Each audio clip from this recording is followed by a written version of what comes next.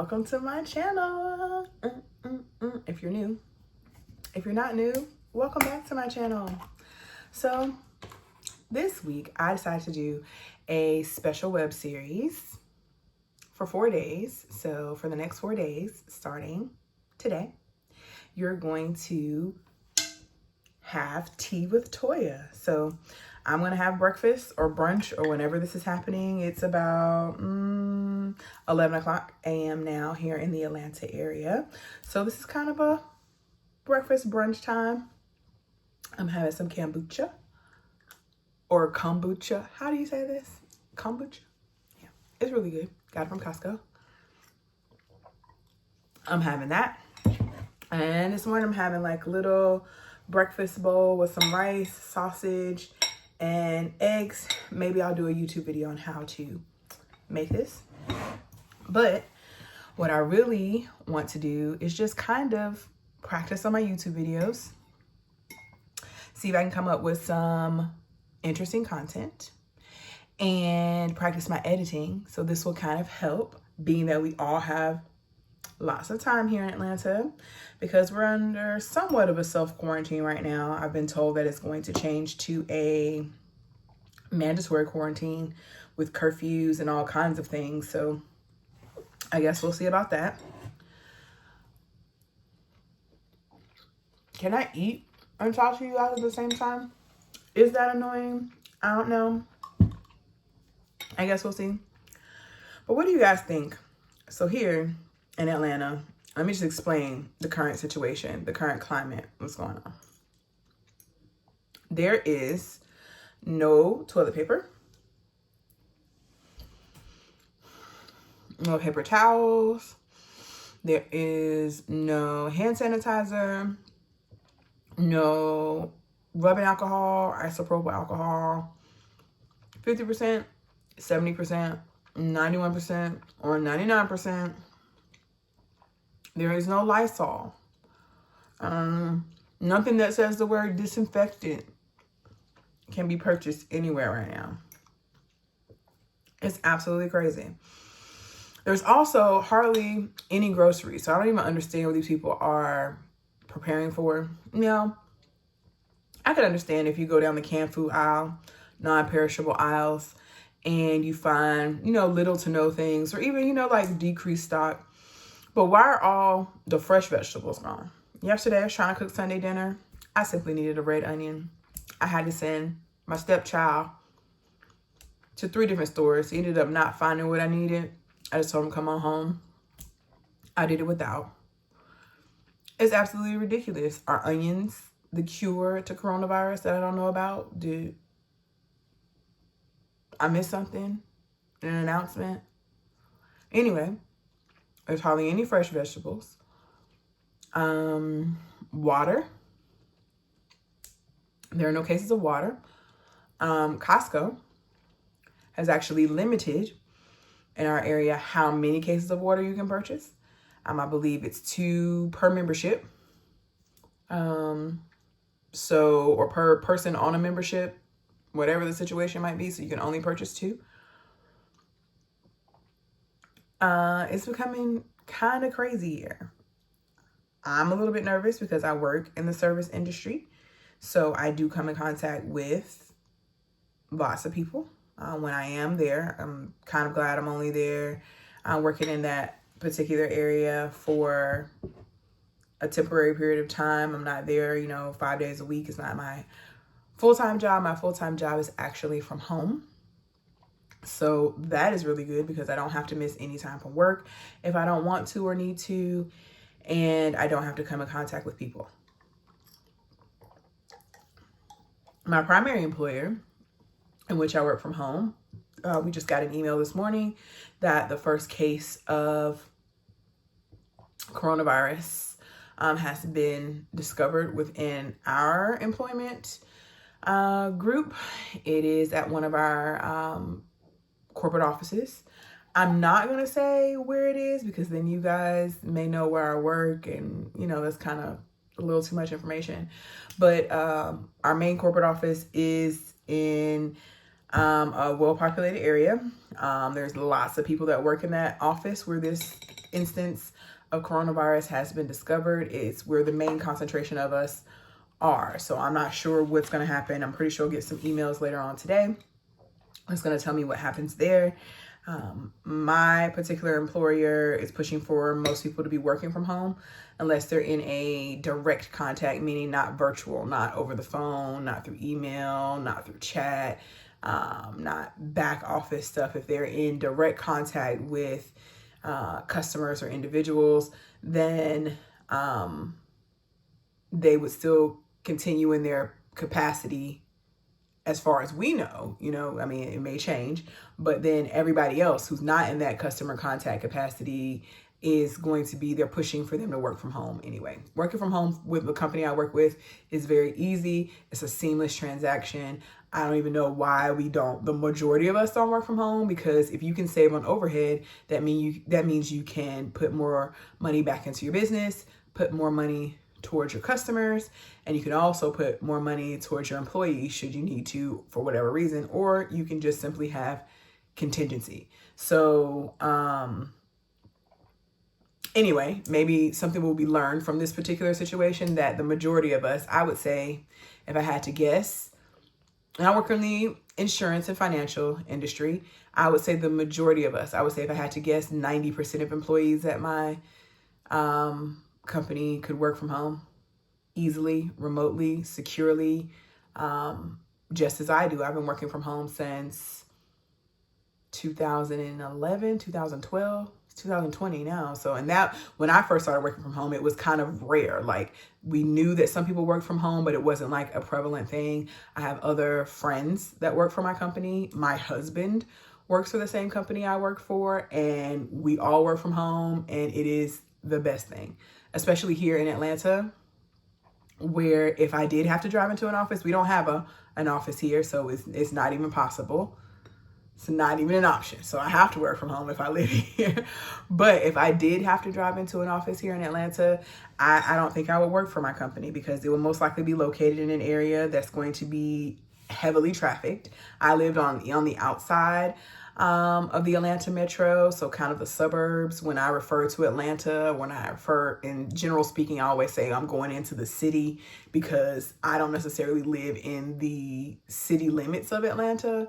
But if I had to drive into the city limits of Atlanta to work every day, it just would not be something that's feasible for me. It takes me anywhere, my part-time job, which is at a salon, that salon is about 19 miles from my house.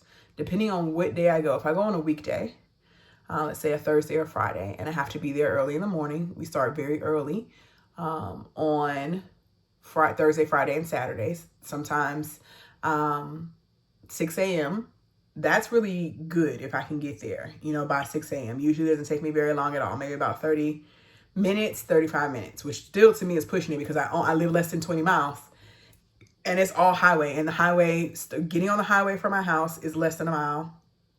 Getting off the highway to the location you need to go to is less than a mile. And the speed limit there, the average is about 65 to 70 miles all the way there. But because of traffic, I often get stopped in traffic.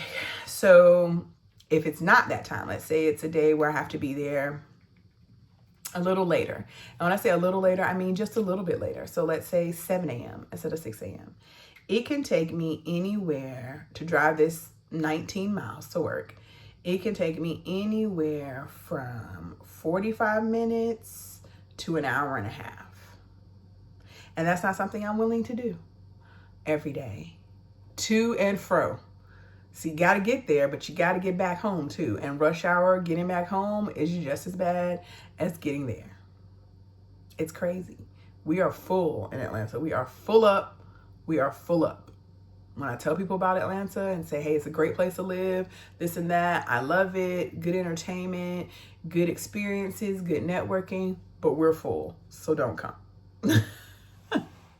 At my other job, I'm pretty sure that there are going to be some changes made with that coming up soon. All barbershops, beauty salons, in Georgia are controlled by the Secretary of State, the State Board of Cosmetology. And because we're in a industry that touches people, comes in contact with close contact with several different people in a short time span, I'm pretty sure that eventually it's just going to be mandated or shut down to the foreseeable future. I kind of hope not, because although working at the salon for me, it's a part-time job, and it's for me to get, excuse me guys, my eye is itching. I'm trying not to touch my face, but I'm very clean here. I've sanitized everything. I've barbicided pretty much my entire house. This is my beauty room. This has all been sanitized, barbicide. Everything's been pulled out of my nail station back here. Sanitized, barbicide. All my mannequins and all this stuff up here. Sanitized, barbicide. Everything, my whole makeup station. So, trying to keep everything clean. Barbicide. 91% alcohol is what I've been doing on everything, so.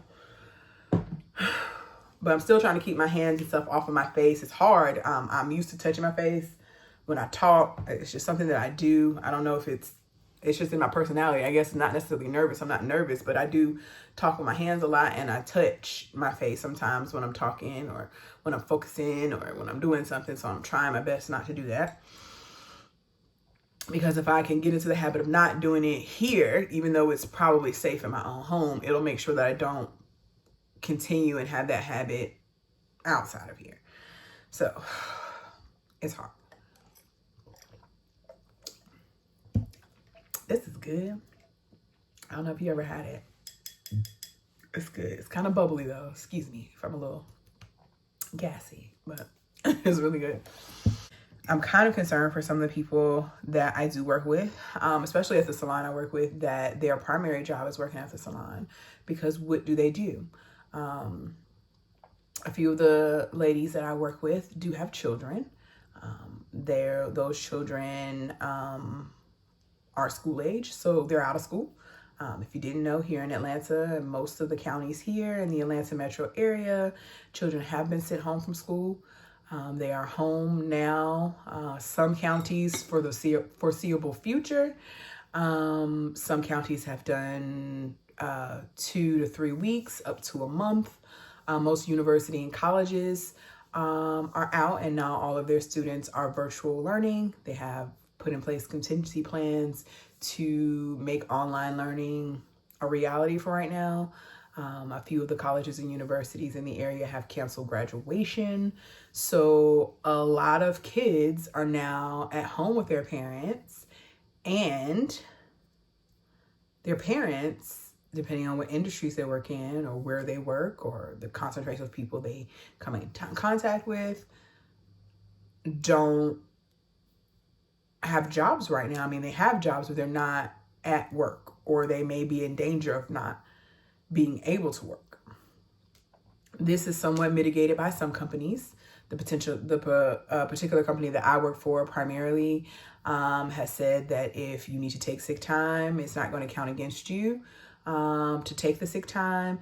And if you need to take sick time, particularly to become quarantined, they're giving you up to, I think, a month of time to do that. And that's not going to count against you as absences, nor is it going to count against you with your PTO. But not everybody has those benefits. And not everybody is going to get those benefits immediately. So if it's something that's subsidized, let's say by the government, and there are things that are going to be given, to different corporations and companies, that has not been determined how that's going to happen. So are the companies going to just go ahead and let it happen and then they're going to be reimbursed later? Or are they going to then just give money to certain corporations so they can allow this to happen? Who knows? It's just not going to be an immediate thing.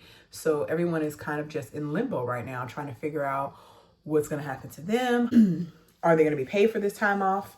Is it going to be something that's going to be paid at a regular pay date on, every other Friday? Or no one knows that. And then with all of that being said, you now have children at home. So if you have school age children, let's say under junior high age, and they're at home and you're not at home, what do you do? If school's closed, then, you know, daycare facilities are closed. I heard some mention, you know, at work in the salon this week that, oh, if everybody's home, then why couldn't, you know, people just come together and say, you know, there's school age kids, elementary and junior high school kids, but there's also high school kids. Why can't they just come together and, you know, the older kids watch the younger kids? That could be a thing. But then again, are we exposing ourselves by doing that? And then are we expecting this high school age child in 2020 to do this noble thing and watch people's children for free? Because that's probably not gonna happen. And we're saying watch for free because we don't know if you're not able to go to work, or if you are able to go to work and you go to work and maybe your pay is delayed, like where are these funds coming from? So there's so many questions. I do not have any biological children as of yet. I have a stepchild. I call him a stepchild. He is a full adult with 2 jobs and is a college student, so he well takes care of himself. He does live here with me and my husband, but that's not something that we have to worry about. And then on top of that, us going to work has not been affected at all. I just don't know what is going to happen. I'm still eating, so matter of fact, let's take an eat break. I'll be right back. Whew. Okay, I'm back. That was good. My food's getting cold talking to y'all, so I had to eat it. Anyway, I don't think it's rude to eat. We'll try a different tea with Toya tomorrow. See how that works. We'll try a different format. But anyway, like I was saying, I'm really blessed and thankful that I don't have to worry about, you know, where a school age child is going to be while I'm working or not working or what's going to happen. None of that is really changing for me. So I'm really grateful for my particular situation. When is this going to end? Should I be concerned? Should I don't know what I should do. To be honest, it's not funny. It's just kind of nerve-wracking when you don't know what to do. I can't really make a plan. I'm a planner. Anybody who knows me knows I'm a planner. I like to have plan A, B, C, D. I like to write down plans. I like to see stuff. I like to visualize it. But right now, there's nothing to visualize. I'm feeling pretty content right now. I just don't know what's going to happen when certain things are put into place. I was sitting down and thinking, you know, well, not any time in my lifetime. I was born in 82. So not any time in my lifetime has anywhere in the United States been placed under curfew or martial law or anything of this magnitude. And I asked some, you know, ladies that are older than me, or if anybody just knew any time in history in the United States where there was some sort of situation where there was mandated curfews or quarantine or no contact with certain people, no gatherings, large gatherings of people, things of that nature, and nobody can think of anything. I'm probably going to Google it later on because I'm hoping, not to say I'm hoping, but I'm hoping that there is something so that at least we can refer back to something. But when there's nothing to refer back to, I think that's when you kind of get this hysteria and mayhem. People, you know, buying up all the supplies and food and things from the stores because they're not knowing what's going to happen. I definitely have a sufficient amount of, you know, household supplies. If I had to stay in my house right now for, let's say, 30 days, I'll probably have enough food for 30 days in my house for the 3 people that live here. If I stretch it, and be very cautious about how much we're eating and what we're eating and when we're eating it. Maybe 45 days, but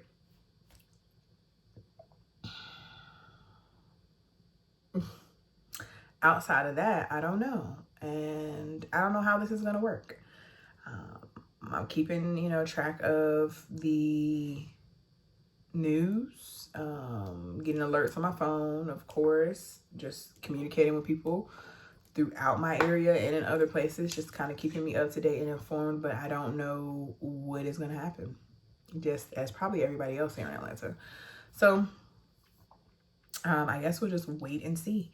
Hopefully tomorrow I'll just have like a brief little, oh, this is what's going on with the coronavirus and quarantine and curfews and things that are happening. And then I can just move on to some other subject, because I'm trying to use this time just to kind of get acclimated, do some work on my channel, and not necessarily be down in the dumps about what's going on in the United States right now.